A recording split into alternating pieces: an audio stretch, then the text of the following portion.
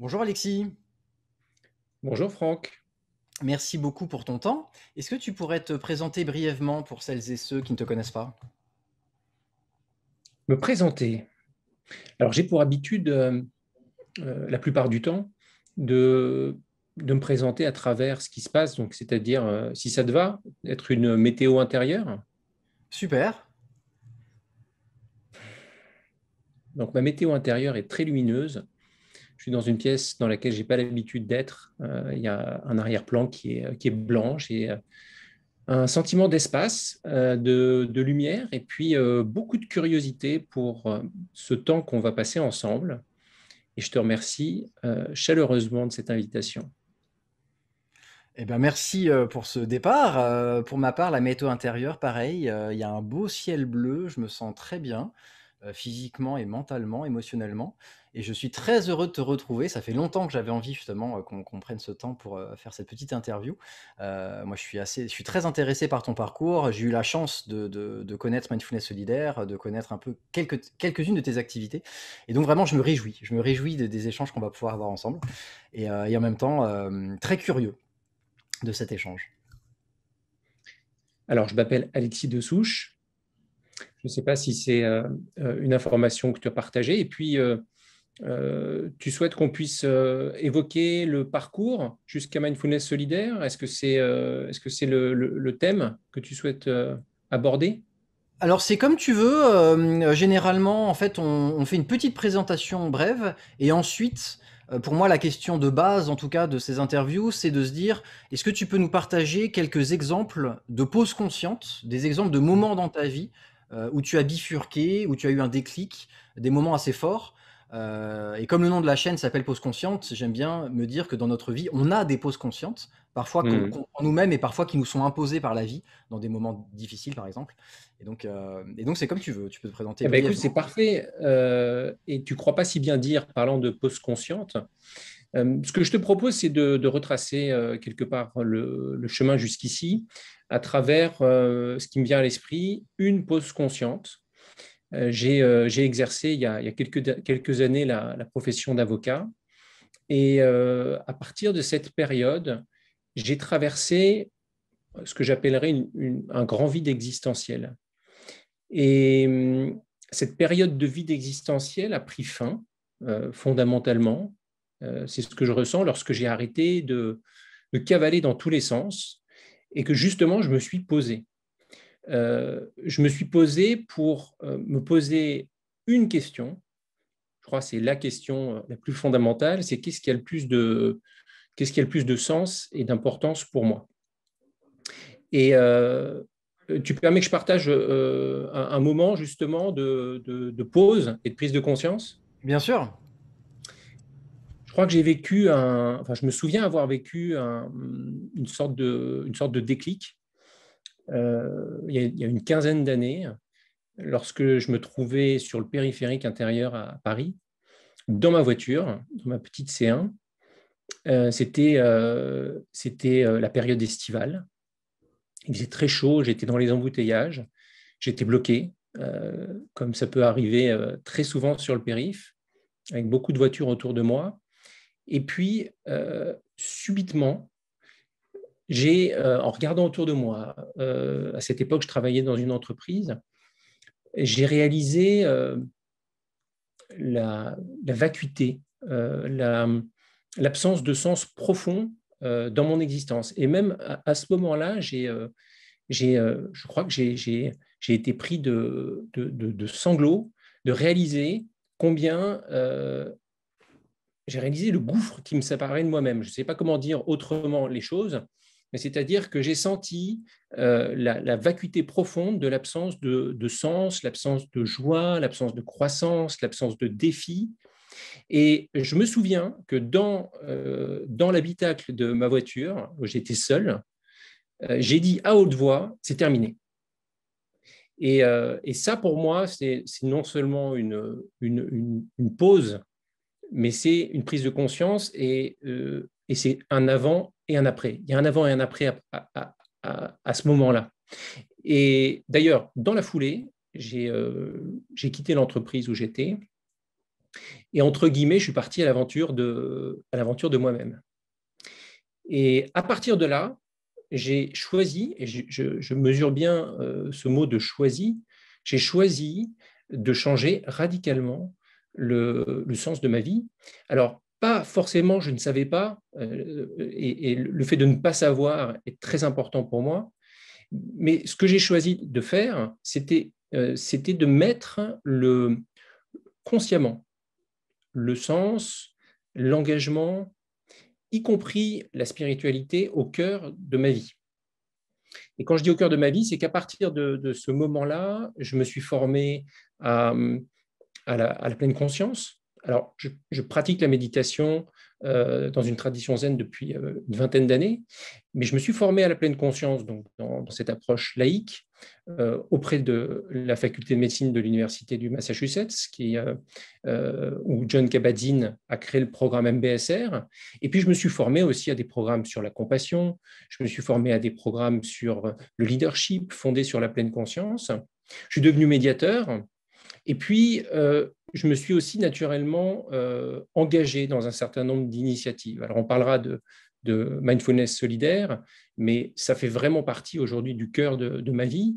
Je suis coprésident de l'association Mindfulness Solidaire qui, à l'origine, s'est construite. Nous nous sommes retrouvés avec un certain nombre de personnes qui partageaient le fait que la pratique de la pleine conscience était déployée dans plein d'endroits, dans les entreprises, dans les facultés, dans le domaine de l'éducation, dans le domaine bien évidemment des hôpitaux, mais il y a toute une série d'endroits où en fait la pleine conscience ne rentrait pas. Paradoxalement, dans des endroits où des personnes avaient peut-être plus encore que les autres besoin de pouvoir explorer cette pratique. Je pense à deux choses en particulier, les centres d'hébergement et d'urgence, et puis les lieux de détention, que ce soit pour les détenus ou les surveillants, ou que ce soit pour les résidents des centres d'urgence et les travailleurs sociaux. Et donc, à partir de là, je me suis vraiment engagé dans le déploiement de cette association, également dans une autre association que j'ai participé à fonder, qui est Initiative Mindfulness France, qui, elle, s'intéresse plutôt à sensibiliser les pouvoirs publics et les politiques sur ce qui se passe dans le domaine de la pleine conscience. Et donc, je disais le sens, les valeurs au cœur de ma vie, et puis après, je me suis laissé embarquer dans tout ça.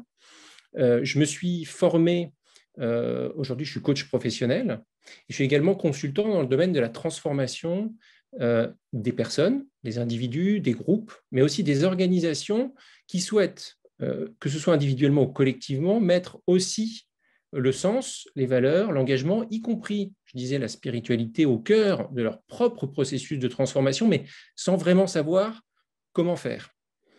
Et donc, là, c'est une petite confidence que je te fais, c'est qu'aujourd'hui, dans la façon dont moi je vis, c'est que j'ai quelque part une sorte de potion magique qui est à la fois l'alliance de la pleine conscience, parce que c'est une pratique qui permet d'aller en profondeur explorer ce que individuellement, collectivement, dans ma relation avec l'autre, je peux vivre. Et puis, il y a la dimension du coaching qui est tournée vers la réalisation d'objectifs pour pouvoir avoir des résultats. Donc, très concrètement, aujourd'hui, ce qui m'intéresse, c'est de créer des ponts entre plein de parties de la société, entre des parties, des personnes qui n'ont pas l'habitude d'être ensemble, parce qu'on voit bien que notre société, même notre propre personnalité, on est très fragmenté. Comment est-ce qu'on peut réconcilier toutes ces parties, y compris en mettant la question de l'argent au cœur de cette réflexion, parce que tout le domaine social et solidaire est dépourvu de financement, est dépourvu d'argent, et puis on retrouve aussi dans le domaine des organisations beaucoup plus d'argent, beaucoup plus de capacité à faire des choses. Donc comment est-ce qu'on peut lier ces deux dimensions-là avec une approche qui est holistique, mais aussi une approche qui nous connecte à notre humanité, c'est-à-dire à notre humanité partagée. Donc voilà, je ne sais pas si c'est clair dans la façon dont je résume un petit peu ce parcours, mais il est vraiment centré sur la réalisation que la vie est très courte, qu'elle est très précieuse et qu'on n'a pas de temps à perdre pour mettre l'essentiel à chaque instant. Voilà, à chaque instant, l'essentiel, ce qui est plus important pour nous et ce qu'on peut contribuer à faire. Merci beaucoup pour cette longue réponse. J'adore parce que il y a plein de choses que tu viens de partager. Et j'allais dire la même chose quand tu dis on n'a pas de temps à perdre, la vie est courte. Ça m'amusait que tu termines là-dessus parce que j'avais envie, au moment où tu as pris la parole au début, à tout de suite à partager ce moment dans les embouteillages, ce moment où vraiment tu l'as partagé. J'ai senti ce moment-là, comme si moi-même j'étais dans les embouteillages quand tu l'as partagé. C'était un moment fort. Et, et en fait, ça m'a justement rappelé le travail que vous faites où quand on fait des cercles de parole, quand on se réunit, tout de suite, il y a cette idée d'aller au fond des choses et de partager ce qu'on a dans le ventre, dans le cœur. Et ça, pour moi, c'est quelque chose que j'adore avec votre association, c'est que justement, il n'y a pas de temps pour des faux semblants, pour des trucs un peu mondains. C'est, voilà, on y va. Et là, ça Mm. m'amusait parce que tout de suite, c'est ce que tu as fait. Tout de suite. Alors voilà, là, du coup, je veux vous partager ça. Clac. Et tu nous partages le moment important. Parce que, comme tu le dis, il n'y a pas de temps à perdre, la vie est courte. Et donc, on y va, quoi. Et ça, c'est vraiment quelque chose Oui. que. Je trouve ça drôle que du coup, tu commences par ça, quoi. Parce que moi, c'est clairement comme ça que je te vois, en tout cas.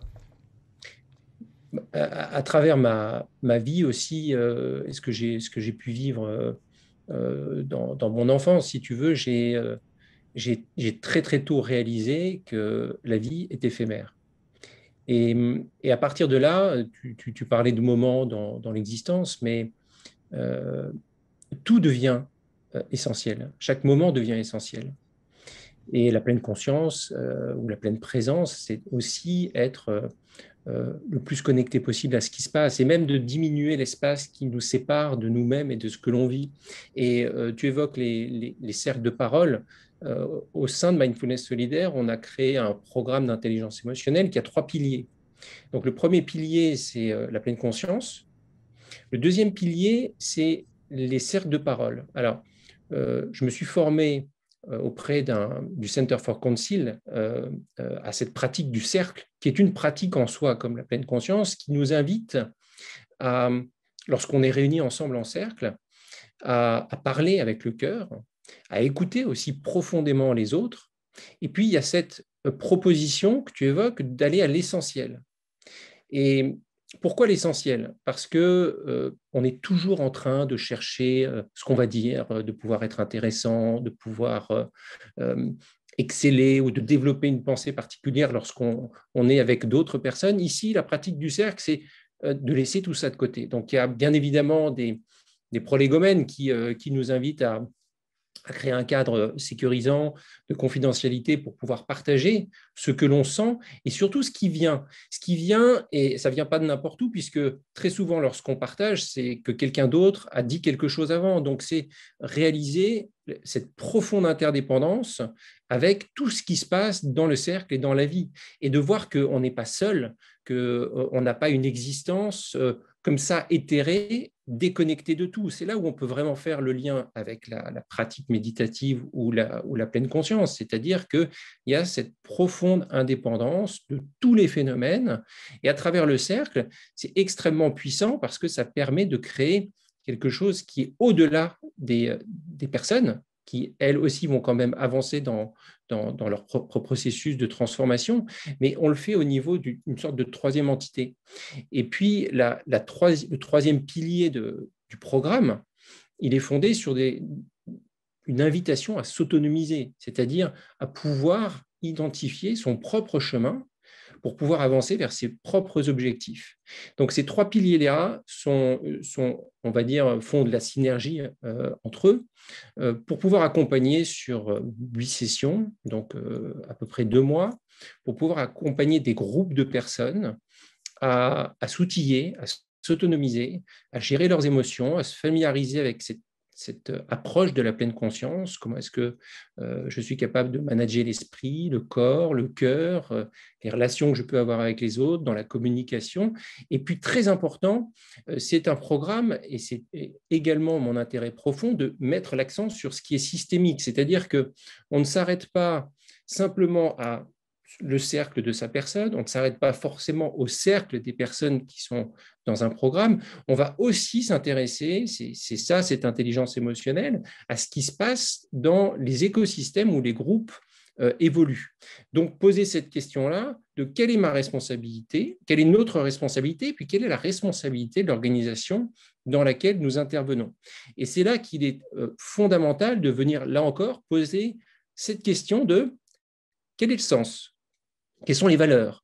Quel est l'engagement que vous avez dans votre quotidien et quelle est votre part de responsabilité individuelle et collective dans ce qui se passe? Donc aujourd'hui, j'accompagne des organisations à se poser ce genre de questions et à voir comment, à travers ce qui émerge en termes de sens et de valeur, il est possible de pouvoir accompagner euh, la raison d'être. Depuis les lois Macron, Pacte, nous pouvons évoquer dans les statuts des organisations une raison d'être. Il y a beaucoup d'entreprises qui ont commencé à faire ce travail, mais aujourd'hui, c'est quelque chose qui s'accélère parce que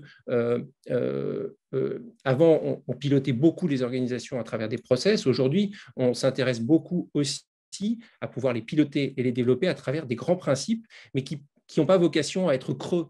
C'est très souvent ce qu'on voit, c'est-à-dire des grandes valeurs qui sont affichées, mais qui ne sont pas intégrées dans le quotidien. Et tout le travail d'accompagner ces organisations, c'est de voir comment est-ce qu'on peut permettre à ces valeurs de se décliner dans des compétences, y compris dans des descriptions de postes, pour que chaque personne rayonne à son niveau et que les organisations aient du sens et de l'impact et puissent réaliser leurs objectifs à travers cette autonomisation et ce leadership collectif et individuel.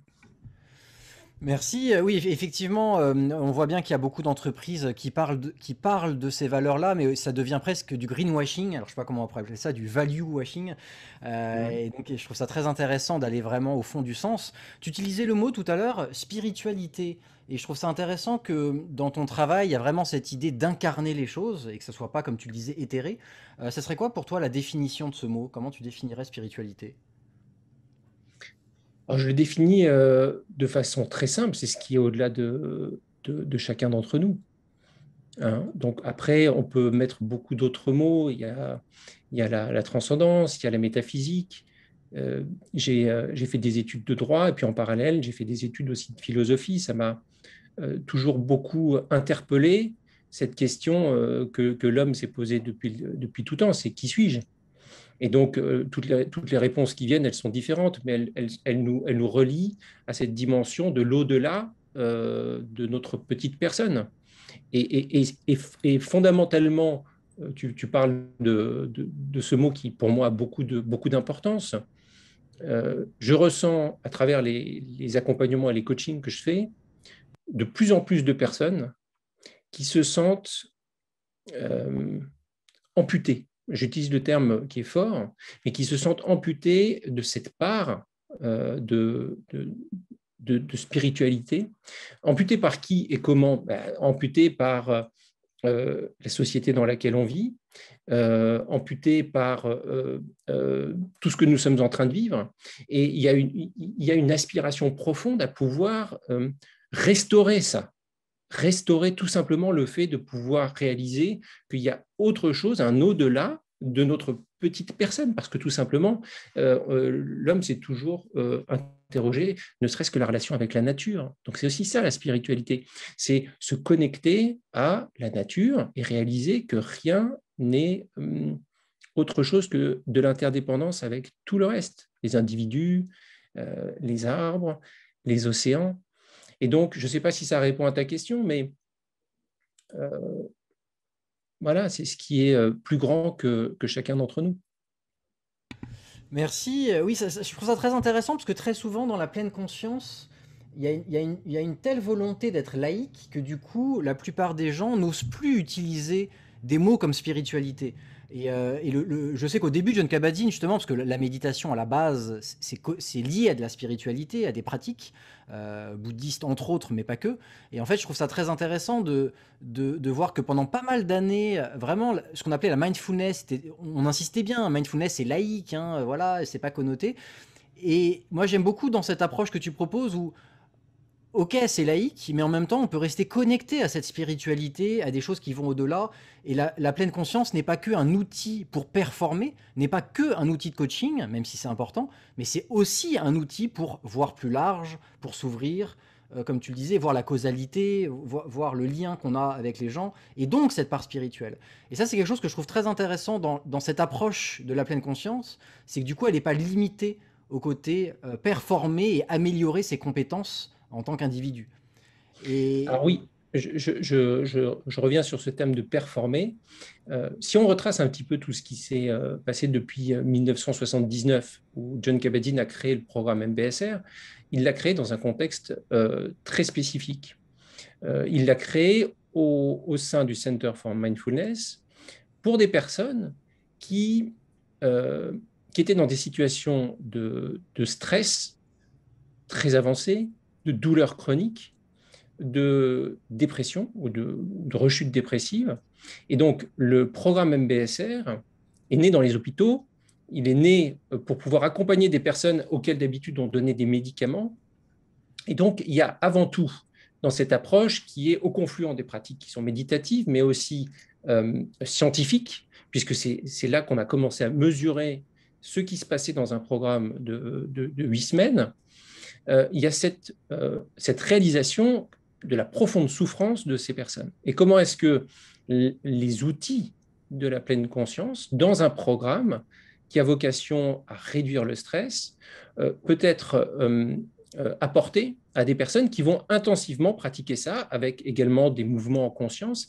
Et donc, ce qui s'est passé, c'est qu'il y a eu une sorte de dérive profonde, puisqu'on a utilisé ce standard du MBSR pour pouvoir le décliner dans des contextes où on a paradoxalement cherché à pouvoir, tu dis le terme, performer, c'est-à-dire pousser des gens plus loin. Et on voit bien ce qui se passe aujourd'hui de toutes ces personnes qui ont été poussées avec la prévention des risques psychosociaux, avec le burn-out, avec toutes ces maladies et cette santé mentale et physique qui est affectée. Et donc, il y a comme une sorte de retournement de la pratique de la pleine conscience qui remonte bien avant 1979. Mais sauf que l'intérêt de ce programme, c'est qu'il a été extrêmement bien pensé pour accompagner des personnes qui souhaitent réduire leur stress, leur souffrance. Et aujourd'hui, ça prend d'autant plus d'importance de poser ces questions-là que le stress est devenu comme une sorte de standard. Voilà, on est stressé. Avant, ça pouvait sembler quelque chose d'anormal. Aujourd'hui, c'est normal d'être stressé. On vient questionner plutôt les sujets de c'est quoi la santé mentale, c'est quoi la santé physique, parce que ce qui est en train de se passer aujourd'hui est absolument catastrophique de ce point de vue-là. Donc, il ne faut pas aller dans ce sens du retournement de ces pratiques et de ces outils pour finalement que le serpent se morde la queue. Donc, c'est très important de pouvoir revenir historiquement, mais aussi à la source de tout ça, et de pouvoir tout simplement mettre en avant ce terme de prendre soin, hein, de prendre soin de soi, pour pas que cette pratique devienne un moyen finalement de se détruire la santé physique et mentale. Donc on voit beaucoup de personnes qui se lancent là-dedans. Elles ne sont pas forcément toujours très outillées elles-mêmes pour pouvoir le faire. Donc, ce sont des sujets qui ne sont pas anodins.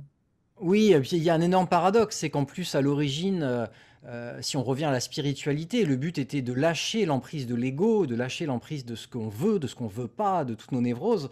Et quand on parle de performer, utiliser des outils pour ça, bah, qui performe si ce n'est l'ego? Si ce n'est répondre à nos propres besoins égotiques de réussite, et ainsi de suite. Donc comme tu le disais, c'est le serpent qui se mord la queue. Finalement, on utilise des outils qui sont faits pour nous libérer de cette pression-là et de nos névroses. Et finalement, le risque, c'est de les utiliser pour renforcer Ouais. cet ego. Et ça, je trouve que du coup, je trouve ça très intéressant. Ce qui m'interpelle aussi, c'est le choix que vous faites avec Mindfulness Solidaire, où pour la plupart d'entre vous, vous avez tous votre pratique personnelle qui est souvent cachée. La plupart des gens en public, ils vont pas dire moi, ça fait 20 ans que je pratique, ou je fais ci, je fais ça. Et je trouve ça très intéressant du coup de voir que pour vous, vos instructeurs, il y a cette importance qu'ils ont leur propre colonne vertébrale et que ce ne soit pas des coachs uniquement formés avec un modèle précis, mais qu'ils aient eux-mêmes leur propre pratique et qu'ils aient eux-mêmes leur propre sensibilité à ça. Et ça, je ne sais pas si tu peux nous en parler aussi de ce souhait de votre association, justement, que chaque personne dans l'association ait cette même cohérence et cette même sensibilité. Oui, c'est pas forcément un souhait. Disons que on se retrouve dans un certain alignement et dans la diversité. Quand on a fondé l'association, le terme d'inclusion était très important pour nous. Aujourd'hui, il est lui aussi très galvaudé, mais c'était de pouvoir accueillir toutes les dimensions, qu'elles soient sociales, qu'elles soient culturelles, de la même façon que nous sommes invités à accueillir toutes les dimensions de nous-mêmes. Très souvent, on cherche à ce que tout soit cohérent, qu'il n'y ait rien qui dépasse du cadre, mais euh, on a vraiment à cœur, nous avons à cœur de pouvoir accueillir tous les paradoxes, hein, toutes les ambiguïtés, euh, parce que les choses sont beaucoup plus complexes que ce que justement notre mental peut appréhender. Donc, c'est d'ouvrir très largement le champ de ce qu'on accueille dans une association, dans un groupe, et puis de pouvoir aussi voilà, aborder tous les sujets, hein, à travers justement les outils que nous partageons, que ce soit la communication, qu'elle soit empathique. Voilà. Qu'est-ce que c'est qu'un groupe qui avance et qui grandit et selon quelles valeurs? Et ça, c'est quelque chose dans cette idée de groupe qui grandit lui-même, c'est quelque chose qui m'a beaucoup touché. C'est que dans votre manière d'apporter, donc les 8 semaines, d'apporter ces outils, en fait, vous vous présentez pas vraiment comme des instructeurs, vous vous présentez comme des humains qui utilisent des outils et qui ont envie de les partager. Et ce que je trouve intéressant, c'est que du coup, les instructeurs eux-mêmes continuent le travail en fait. C'est pas comme dans un domaine où on dit voilà, je suis expert de ce domaine-là et maintenant que je suis expert, voilà, bah, je vais donner des leçons en tant qu'expert. Il n'y a pas du tout cette approche-là chez vous. Je la sens pas. En tout cas, je sens beaucoup plus une approche de dire voilà, il y a des outils qui m'ont aidé. Bah, je vous propose de les essayer. Et donc il y a tout de suite une approche d'humilité qui moi vraiment m'a beaucoup touché. Et du coup, comme tu le dis, en fait, l'organisme vivant Mindfulness Solidaire, tous les gens qui le composent, en fait, à chaque fois que vous donnez une formation, vous-même, vous continuez votre propre formation finalement. Oui, on est toujours en train de vivre, d'évoluer, de se transformer. Lorsqu'on est dans un cercle, euh, on n'est pas un sachant. Pourquoi? Parce que, euh, et là, si on va faire un cercle dans un lieu de détention, quel qu'il soit, on est comme les autres, en train de partager notre vie, notre humanité.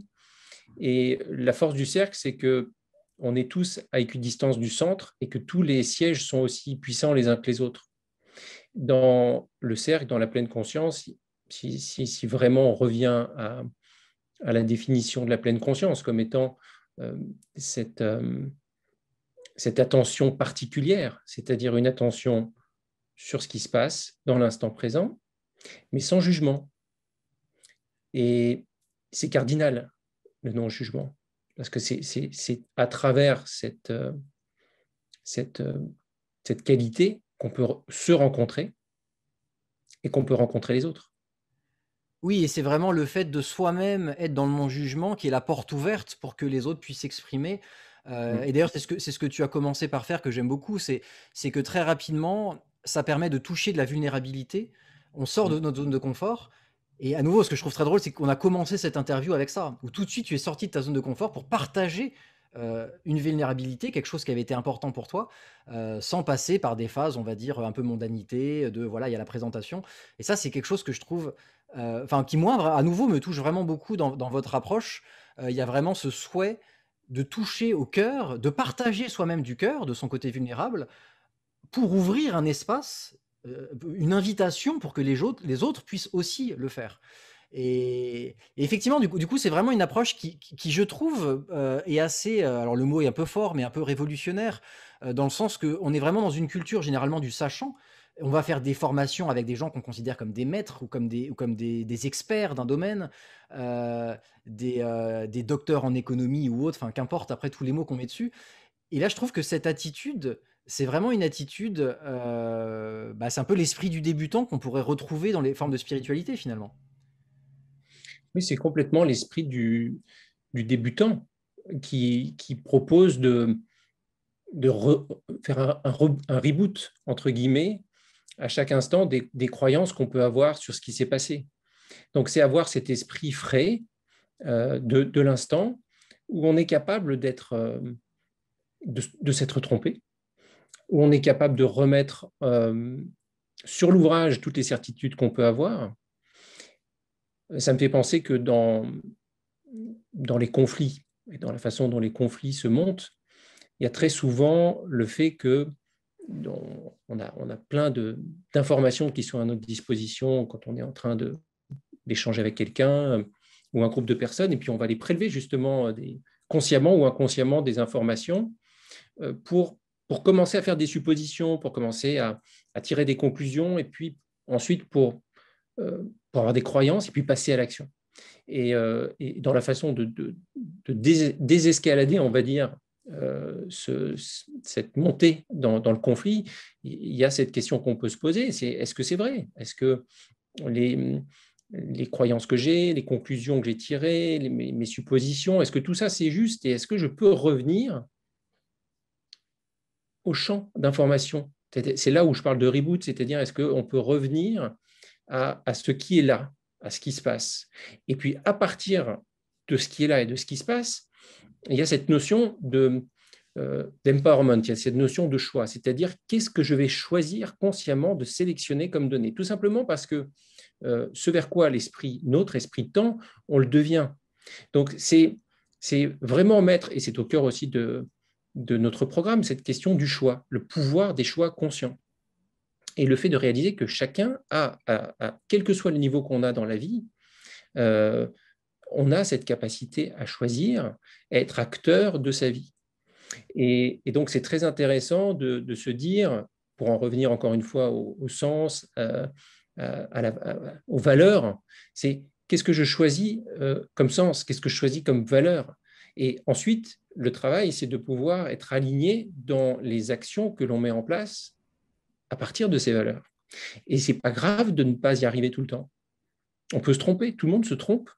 Et il y a cette notion, là, les neurosciences viennent aussi contribuer à démontrer que se tromper, ça fait partie du processus même de l'apprentissage. On a aussi dans notre culture le fait de dire on se trompe, c'est pas bien. Au contraire, c'est super bien de se tromper. C'est très très bien parce que d'un point de vue de ce qui se passe dans le cerveau, ça va permettre de trouver le chemin pour améliorer.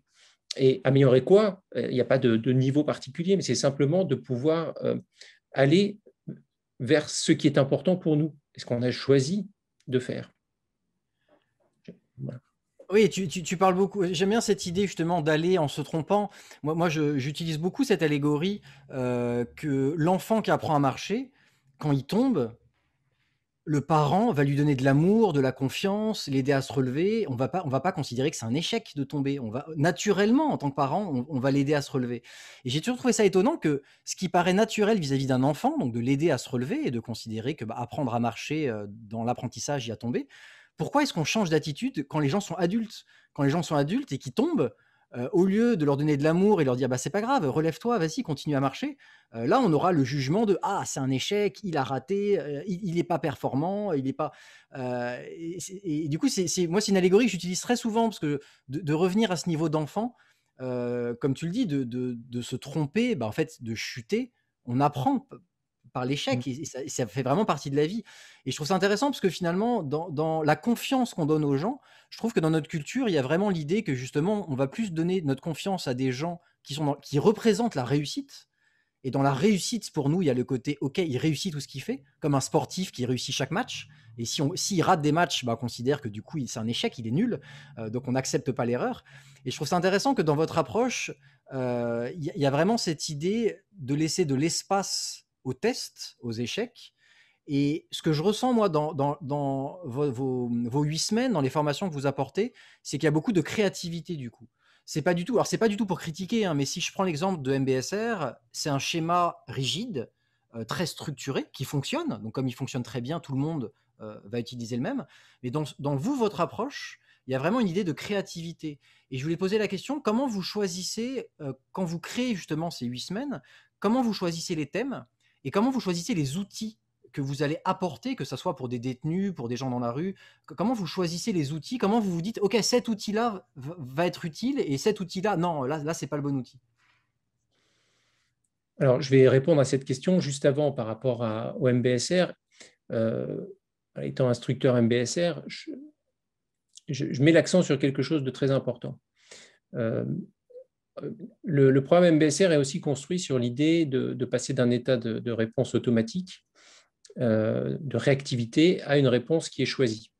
On travaille beaucoup avec cette phrase de Viktor Frankl qui est un rescapé des camps, qui avait partagé le fait qu'entre un stimulus et une réponse, il y a un espace, et que dans cet espace, on trouve notre liberté de croissance et de choix.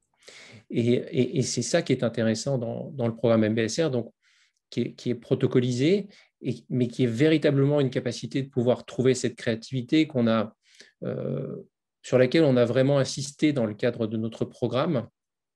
Un programme, je l'ai dit, d'intelligence émotionnelle, dans lequel il y a énormément d'outils. Des outils d'intelligence émotionnelle, il y en a beaucoup, il y en a même énormément. Moi, j'ai cette image qui vient d'un buffet presque au Club Med, où on ne peut pas tout manger. Mais on a le choix d'aller piocher quelque part dans plein d'endroits. Et c'est exactement ce qu'on fait dans le cadre de nos programmes, c'est-à-dire qu'il y a une profusion d'outils qui sont engrammés dans un programme au bénéfice de groupes bien particuliers qui sont uniques, comme chacun d'entre nous. Ce qui fait que lorsque un programme commence, on va avoir la possibilité de sentir quels sont les outils qui sont les plus adaptés. Donc, il y a cette notion de co-construction très forte. Co-construction avec le groupe, mais il y a aussi en amont une co-construction avec les organisations avec lesquelles on est amené à collaborer pour pouvoir identifier déjà qu'est-ce qui est important, quels sont les sujets. Donc, c'est comme une sorte de pré-rencontre qui permet de sentir ce qui est utile. Qu'est-ce qui est utile, encore une fois? Comment est-ce qu'on peut prendre soin de soi, de ce groupe et de cette organisation à travers quantité d'outils pour lesquels on s'est formé, que ce soit des outils qui soient issus du coaching, que ce soit des outils qui soient à travers le cercle de parole ou des outils qui sont fondés sur la pratique de la pleine conscience. Donc, il y a déjà, pour répondre à ta question, des outils, un contexte, une co-construction, et puis après, j'ai des papiers, on a préparé des choses, comme quand on prépare une réunion, sauf qu'à la différence de là, on les balance.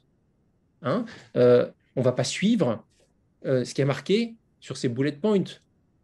Ce qu'on peut être amené à faire si on se dit « je ne veux pas me tromper », sauf que je ne sais pas. Et c'est le « je ne sais pas » qui est intéressant. C'est « je ne sais pas ce qui va se passer ». Si il se passe quelque chose et que je veux suivre mon déroulé, ça ne va plus. Donc, c'est très important d'avoir cette capacité à gérer l'imprévu et même à embrasser l'imprévu. À embrasser l'imprévu spontanément par rapport à ce qui se passe dans un cercle, dans un groupe, et ce qui sert vraiment. Qu'est-ce qui sert sur le moment? Quand on fait même des présentations, tu as peut-être en tête des moments où tu es intervenu quelque part, et puis finalement, ça ne se passe pas comme tu veux. Il y a quelqu'un qui bouge, il y a quelqu'un qui dit quelque chose.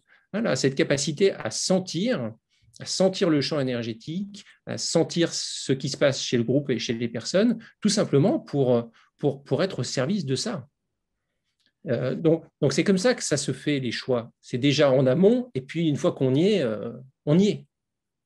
Oui, pour moi, j'ai vraiment le sentiment, pour revenir sur MBSR, pour moi, MBSR, et que j'ai fait, hein, j'adore, moi je recommande à tous mes amis de faire MBSR, je trouve que c'est vraiment une formation extraordinaire. Pour moi, MBSR, c'est un peu comme si je devais le comparer à un concert qui est bien rodé. Et tous les musiciens, ils savent les partitions qu'ils vont faire, et donc on comprend, et du coup, on sait où on va, la structure, elle est claire. Et alors, individuellement, par contre, on a des surprises, il y a des émotions qui arrivent, il y a plein de choses. C'est très créatif, personnellement, bien sûr. Et là, vous, en fait, dans votre approche, pour moi, c'est un peu comme si vous étiez des musiciens, chacun avec son parcours, chacun avec son instrument, chacun avec sa mélodie intérieure. Et finalement, vous décidez de jouer un concert ensemble. Et on ne sait pas du tout ce que ça va donner, mais on écoute. Et il y a vraiment cette idée de présence, c'est un petit peu comme le jazz, on pourrait dire. La différence entre de la musique classique ultra millimétrée et qui est magnifique, un concert de musique classique, c'est extraordinaire et tout, et versus des gens qui se rencontrent et qui se disent hop, on va passer une bonne soirée ensemble, on va faire de la musique, allons-y. Et il y a vraiment cette idée du coup de co-construction et d'écoute, parce que ça nécessite effectivement comme tu le dis, de sentir ce qui se passe à l'instant donné. Et ça, ouais, c'est vraiment quelque chose que je trouve vraiment très intéressant dans votre approche. Et à mon avis, enfin moi personnellement, j'ai le sentiment que c'est le lien que tu fais avec la spiritualité, le fait de ressentir les choses, le fait d'aller au-delà d'un outil simple. Et finalement, c'est une rencontre d'humains. Au-delà des outils qu'on peut utiliser, qu'on appelle ça mindfulness, qu'on appelle ça intelligence collective et émotionnelle, ainsi de suite, il y a un moment où juste c'est des humains en cercle qui échangent. Et là, il se passe quelque chose. Et je me souviens que j'ai eu la chance de faire une formation avec vous.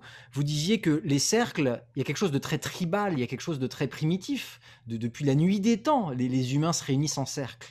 Et ça, c'est vraiment quelque chose que j'ai ressenti avec vous. Ce côté presque tribal, presque mammifère, on pourrait dire, de sentir cette humanité dans un cercle. Euh, et comment vous arrivez justement à jouer avec ça, à accueillir tout ça euh, de manière constructive? Parce que je pense que pour les gens qui ne connaissent pas, ils peuvent se dire oui, mais finalement, quelles sont les règles, comment ça se passe? Parce que si on revient à cette humanité, bah, si quelqu'un se met à pleurer, qu'est-ce qui se passe? Si quelqu'un se met en colère, qu'est-ce qui se passe? Quels sont les outils que vous avez qui seraient un peu comme des garde-fous?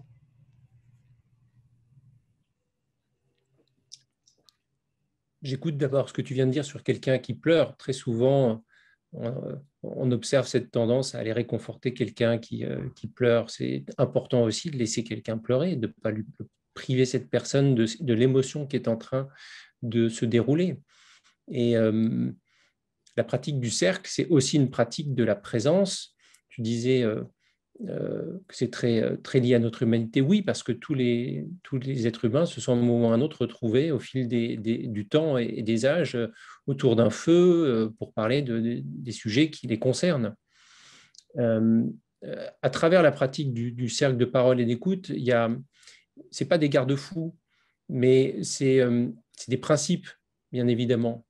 J'ai évoqué le principe de confidentialité, le fait de parler de son expérience, de parler à la première personne du singulier. Pourquoi? Parce que déjà, on sait très bien qu'on a tous tendance lorsqu'on parle à quelqu'un, à dire tu. Donc tout de suite, on parlait de non-jugement, de commencer à juger l'autre, puisque on est en train de dire que ce que je vis, c'est l'autre qui est responsable. Sauf qu'on sait bien que ce que je suis en train de vivre, par rapport à quelque chose que j'entends, c'est lié tout simplement à une émotion que je peux avoir, mais qu'il y a un besoin que j'ai moi. Donc c'est ça aussi, c'est assumer cette part de responsabilité dans ce qui se passe chez nous et de voir comment, à partir de cette exploration très personnelle, on est capable de pouvoir réguler ça, de faire des choix. Le cas échéant, en verbalisant ça avec les autres. Et dans le cercle, il y a cette profonde humanité de partager ce qui est vivant chez chacun d'entre nous. Et de ce point de vue-là, on est tous égaux. Et dans le cercle, les participants réalisent que ce que quelqu'un vit, je le vis aussi, peut-être à un autre moment, mais on se remet tous au même niveau. C'est ça qui est extraordinaire. Après, il y a une façon de pouvoir aussi animer, faciliter. Donc, ça fait 20 ans que je me forme à toutes ces pratiques, à toutes ces techniques, que ce soit en tant que formateur, que facilitateur, en tant qu'avocat, en tant que médiateur, en tant qu'instructeur de pleine conscience. Il y a animer des cercles, animer des groupes, et puis avoir aussi cette profondeur dans sa vie, d'essayer de mettre tout ça en accord. Donc, c'est un petit peu ça qu'on retrouve dans le cercle de parole, et c'est extrêmement puissant. Hein. Ce n'est pas seulement dans ces contextes-là, mais il arrive que je fasse des cercles dans tous les domaines de la vie, que ce soit familial, que ce soit dans le domaine social, dans les organisations, dans les entreprises, entre amis, entre nous. Hein, le cercle, ça peut être une pratique comme la pleine conscience. Hein, c'est très profond. Oui, et ce qui est drôle d'ailleurs, c'est que sur cette chaîne, j'ai fait l'interview d'un diététicien qui est praticien en pleine conscience aussi, instructeur en pleine conscience.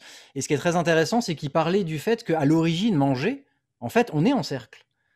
À l'origine, alors maintenant on mange devant les téléphones portables, mais à l'origine, c'est un moment où on se retrouvait, on était en cercle et au centre du cercle, il y avait le repas qu'on partageait.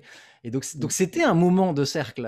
Et du coup, lui, en tant que diététicien, il invite les gens à revenir à ce genre de pratiques, qui sont des pratiques en fait d'humanité aussi, de reconnexion, qui peuvent passer par la nourriture.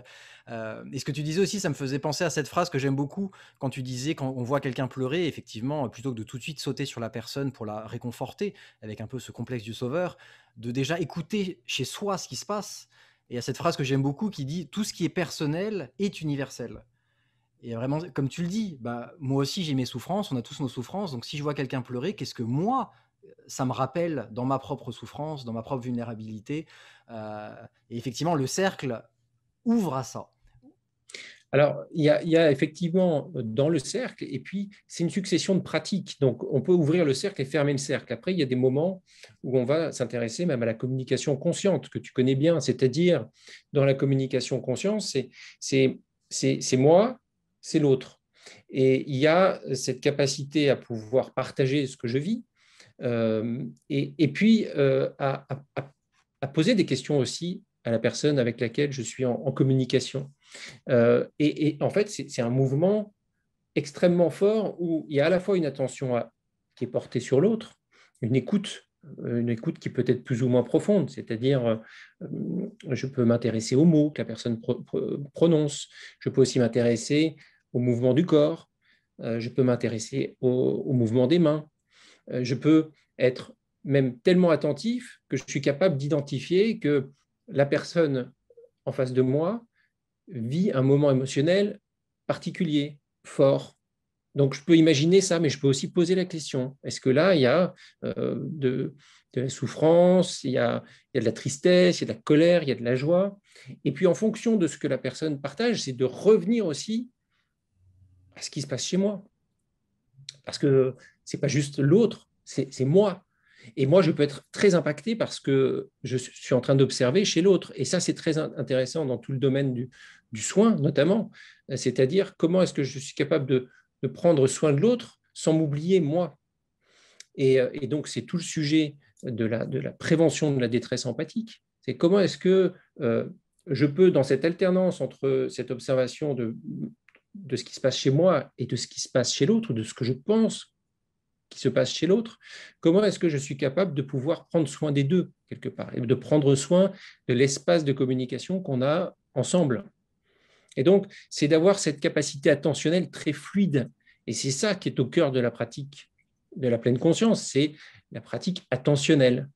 Hein, de ne pas avoir notre esprit en permanence en train de vagabonder, de se déconnecter du corps, de se déconnecter des pensées, de se déconnecter de ce que l'autre vit pour reprendre une forme de pouvoir sur ce qui se passe et de se dire, je peux orienter mon attention. C'est ça fondamentalement, la pleine conscience. C'est capacité à identifier, capacité à orienter. Et vers quoi j'oriente? Vers quoi j'oriente? Ça, c'est très important. Merci, merci beaucoup pour ces échanges. Alors, malheureusement, je vois l'heure qui tourne. Moi, pour moi, on pourrait échanger sur ces sujets-là pendant des heures et des heures. On a beaucoup parlé de pratiques. Tu nous as partagé justement un peu, que ce soit des pratiques de pleine conscience, des pratiques intelligence émotionnelle. Là, tu parlais de cette écoute qui peut aller jusqu'à ressentir les besoins de l'autre en face. Est-ce que tu pourrais nous partager une courte méditation, un outil qui fait partie de ta vie, quelque chose que toi tu utilises dans des moments difficiles ou le matin, enfin vraiment ce que tu veux, une courte pratique que tu as envie de nous partager. Alors oui, on peut faire une petite pratique avec plaisir pour clôturer tout ça. Tu veux toi-même t'installer pour une petite pratique? Eh bien écoute, moi je suis prêt, je suis bien posé et je t'écoute. Donc, s'il y a des personnes qui écoutent cette pratique, plus qu'un outil, c'est vraiment une façon d'être. Donc, vous pouvez abandonner ce que vous étiez en train de faire, vous installer confortablement. J'aime bien cette idée que au commencement est la posture. Donc, vous pouvez vous installer dans une position, une posture qui soit confortable. Et puis, je vais vous proposer de penser avec le corps. Vous pouvez poser les mains sur les genoux, sur les cuisses. Voyez si vous pouvez laisser les pieds être bien à plat sur le sol, de trouver votre équilibre, d'étirer toute la colonne vertébrale, cervicale. Il y a cette invitation à avoir une posture qui soit digne, tout simplement l'expression de cette présence, de cette intention d'être présent à ce qui se passe.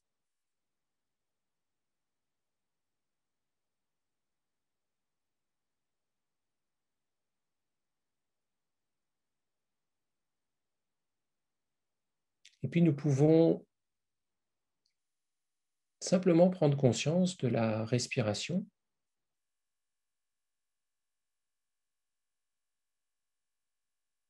Vous pouvez observer là où vous ressentez la respiration.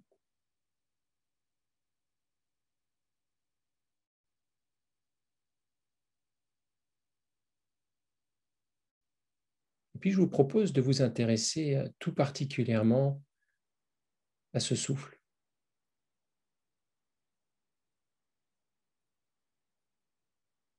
Il y a d'abord l'inspiration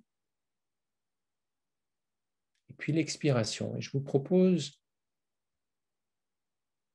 d'être attentif lorsque l'inspiration prend naissance et puis de voir si vous pouvez rester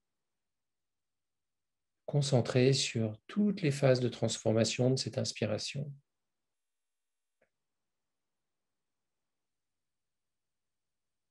De la même façon, d'être attentif à toute la phase d'expiration.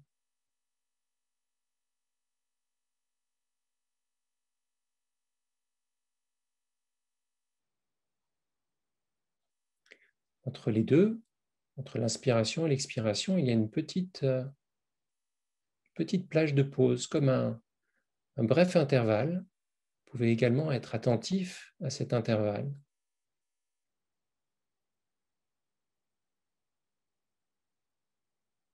Cet intervalle est particulièrement calme. Le corps est tout au repos.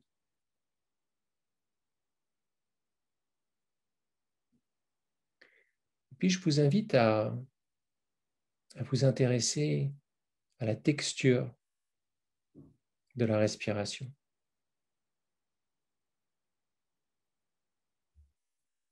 Est-ce que la respiration est profonde?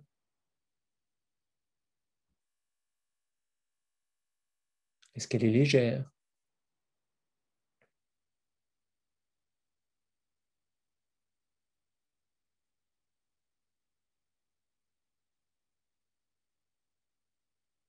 Est-ce qu'elle est régulière?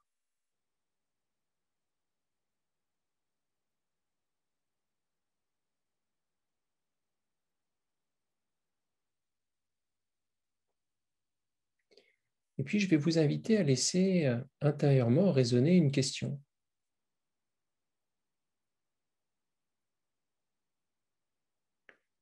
Qu'est-ce qui observe ce souffle, cette respiration?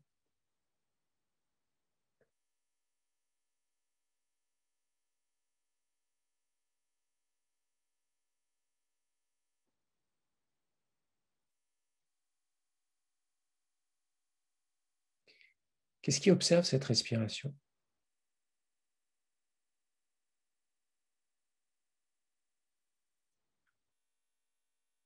Et si la réponse qui émerge est je, c'est moi qui observe ce souffle, cette respiration, eh bien je vous propose de partir explorer où ce je, ce moi, est situé.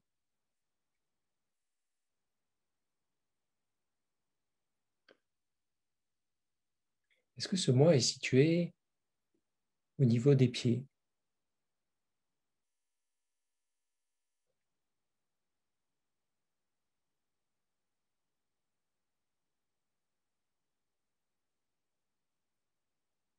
Est-ce qu'il est localisé au niveau de la taille?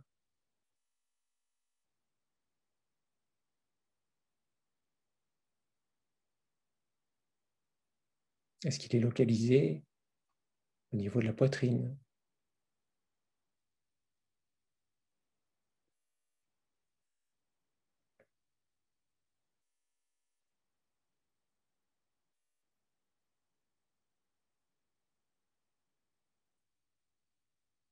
Il est peut-être localisé au niveau de la tête.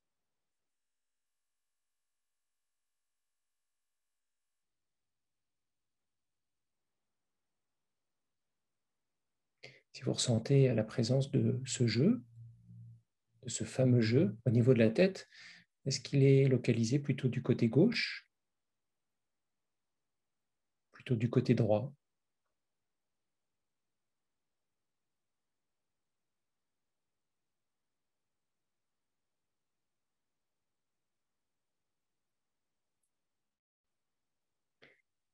Est-ce qu'il est localisé au niveau des yeux?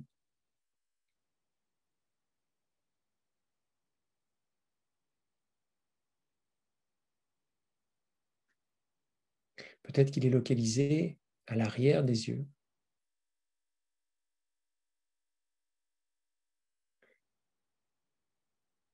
La plupart du temps, c'est dans cette région que l'on sent la présence de ce fameux je, ce fameux moi.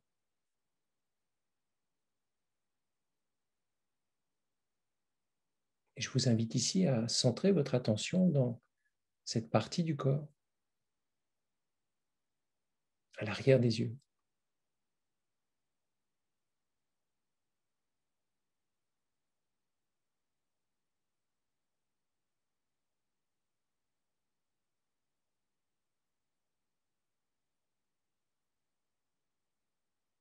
Et puis en laissant à nouveau une question résonner pour vous. Si ce jeu est là, si tu es à l'arrière des yeux, qu'est-ce qui observe ce jeu?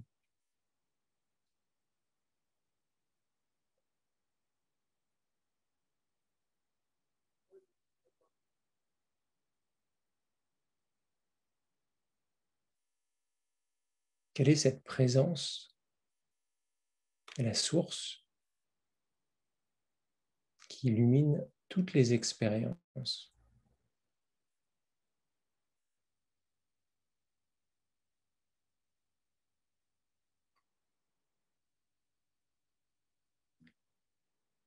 Et puis à votre rythme, si les yeux sont fermés, vous pouvez délicatement laisser les paupières se soulever pour observer ce qui se trouve autour de vous, l'écran, les couleurs, et puis de terminer notre conversation, Franck. Merci Alexis. Merci pour cette belle pratique et à nouveau ça me fait sourire parce que ça va tout à fait avec ce que je disais au début, c'est que finalement je trouve que c'est un très beau récapitulatif de cet échange puisque tu as commencé par une pratique de pleine conscience, très dans la présence des sensations, de la respiration, de là où on est, avec cette invitation qu'on pourrait appeler une invitation spirituelle, puisque ta définition c'était au-delà du jeu, et du coup de nous inviter à aller voir ce qu'il y a au-delà du jeu, au-delà de la personnalité. Donc je trouve que cette méditation était c'était une très belle manière de résumer finalement ce qui a été partagé pendant cette interview. Est-ce que tu pourrais nous donner, est-ce que tu as envie de donner un mot de la fin, une graine que tu souhaiterais partager avec les gens qu'est-ce qui vraiment te tient à cœur ça serait quoi pour toi le mot de la fin? Essayer de résumer ce qu'on s'est dit.